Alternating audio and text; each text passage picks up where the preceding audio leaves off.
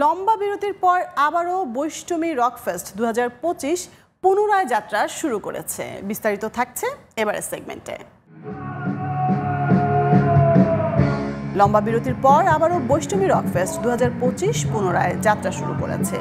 4টি ব্যান্ড দলের অংশগ্রহণের মধ্য দিয়ে শ্রোতারা কখনো 90 দশকের গানগুলোর মধ্যে ডুবতে চেয়েছেন, আবার এদিকে হালের হেভি মেটাল ব্যান্ডের কভার করা গান ও নিজেদের গানগুলোকেও উপস্থিত শ্রোতারা লুফে নিয়েছে। অতি অবশ্যই ব্যতিক্রমী গান করে এফ মাইনর ব্যান্ডটি একদিকে স্বকীয়তা ধরে রাখতে সক্ষম হয়।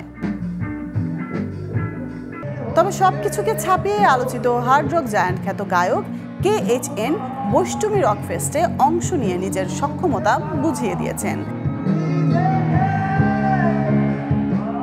লাইন আপে সবার শেষে গান গেয়ে KHN তার রক উইংকে নিয়ে বাজিমাত করেছেন।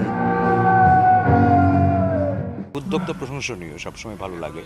পুরনো নতুন ব্যান্ড সবাইকে নিয়েই কাজ করা, এটা একটা মজার ব্যাপার এবং ভালো লাগে। বৈষ্টমী যে এইভাবে এগিয়ে এসছে, একটা কনসার্ট আয়োজন করেছে এবং আরও কিছু ইভেন্ট তাদের আছে সম্ভবত, তো এটা আসলে আমাদের ব্যান্ড মিউজিকের জন্য অনেক উপকারী।